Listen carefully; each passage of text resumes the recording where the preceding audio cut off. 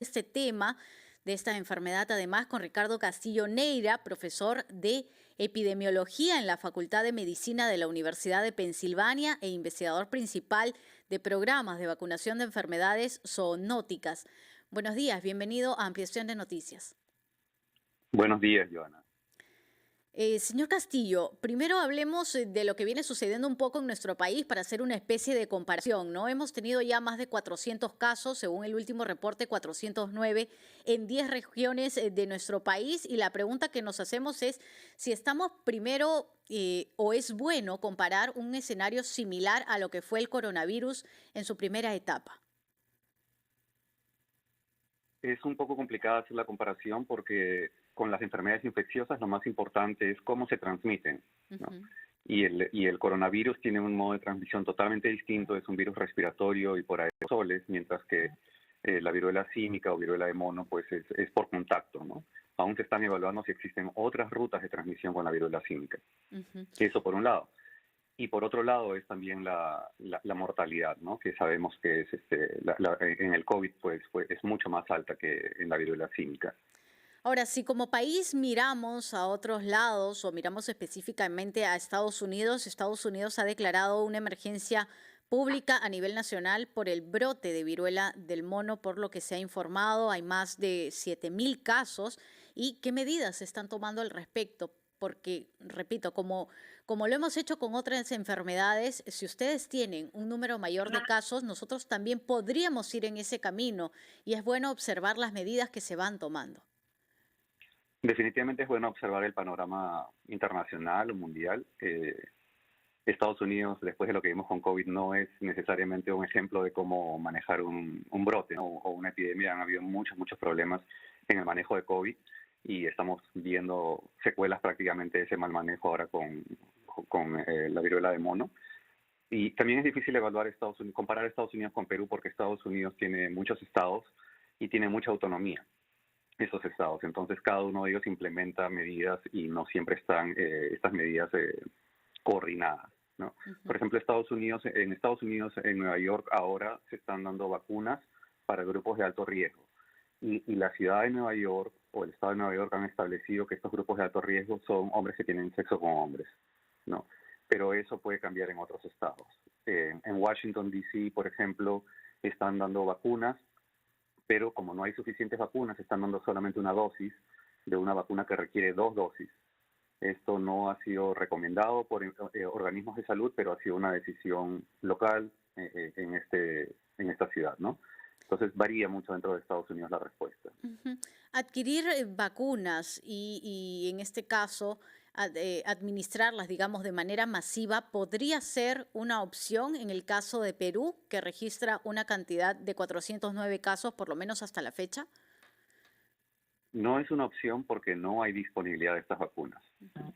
Ahorita se estima que en el mundo hay más o menos 16 millones de la vacuna que en Estados Unidos le llaman Jynneos, creo que en Perú es Inmunave, eh, pero estos 16 millones son lo que se conoce, que se tiene disponible. Además de eso está todo lo que varios países a lo largo de meses o años han ido almacenando. Y muchos de estos países, como nos imaginamos, pues son de altos ingresos, ¿no? Países de altos ingresos económicos, y no están dando los números de cuánto de esta vacuna tienen. Ujú. Entonces, esto no permite que haya una acción coordinada para poder distribuir las vacunas. La empresa que produce, porque solamente hay una empresa que produce esta vacuna de tercera generación, al año produce más o menos 30 millones. Y de esos 30 millones ya muchos ya están destinados a varios países y esta empresa tampoco está compartiendo la información de dónde van estas vacunas. Ujú. Entonces, estas son digamos, las amenazas, ¿no?, que tenemos porque estamos tratando de adquirir esto y dentro de ese juego de oferta y demanda, pues los países de ingresos medios y de ingresos bajos son los que siempre quedan al final de la fila. Ujú. Ahora, Pero una cosita más para sí. adicionar ahí, porque no quiero terminar solamente con la parte negativa, pero la parte positiva ahora es que hace 2 días hay una resolución de la Organización Panamericana de la Salud, de Ujú. la OPS, que ha decidido presentarse como bloque, ya no como países individuales como Perú o Bolivia o otros países, Brasil, tratando de conseguir la vacuna, sino como bloque, como el bloque de América, para poder tener acceso a estas vacunas e ingresar estas vacunas dentro del fondo rotatorio de la OPS. Este es un fondo rotatorio que permite que los países tengan acceso a diferentes tipos de vacunas para inmunización de niños, de personas ancianas, incluso de animales.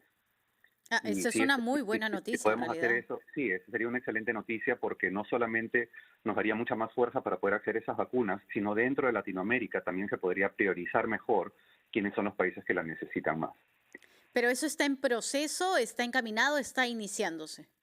La resolución indica, y esto ya ha sido comunicado por la doctora Etienne, la directora de la OPS, la resolución indica que se va a realizar la solicitud. Entonces ahora la Organización Panamericana de la Salud solicita, ¿no?, en bloque el acceso a estas vacunas, que es Ujú. mucho mejor que lo que se ha visto, que ha sucedido ya en otras partes del mundo. La OMS, la Organización Mundial de la Salud, recibió una solicitud de 35 países para tener acceso a la vacuna, pero no dicen qué países son.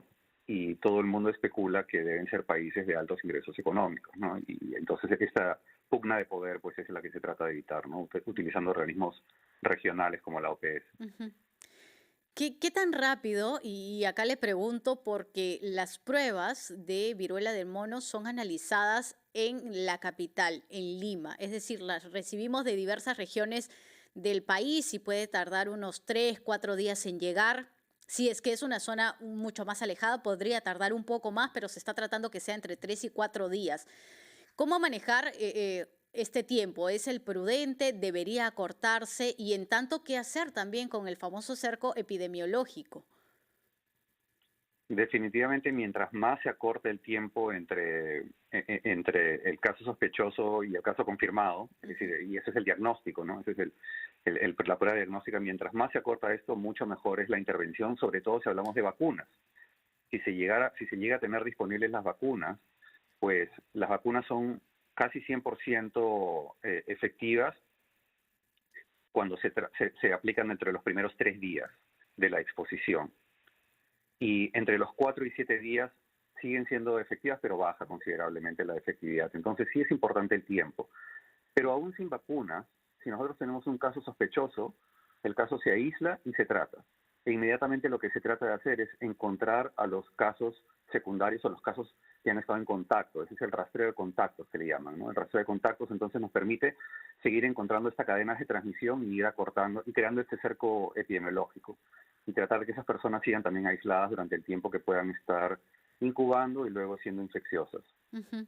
Se ha conocido también las primeras víctimas mortales por viruela de mono y cuando se informa es, claro, justamente eso, informar, no alarmar. Sin embargo, no se puede evitar también que algunos ciudadanos o determinado grupo empiece a generar una especie de histeria colectiva por la enfermedad, ¿no? Pero hay que precisar quiénes o qué tipo de personas con qué condiciones de salud son las que han fallecido. Sí, en todos los casos, o no, perdón, en la mayoría de casos han sido personas con problemas inmunológicos, problemas de deficiencia inmunológica, personas que de alguna manera tenían el sistema inmune debilitado.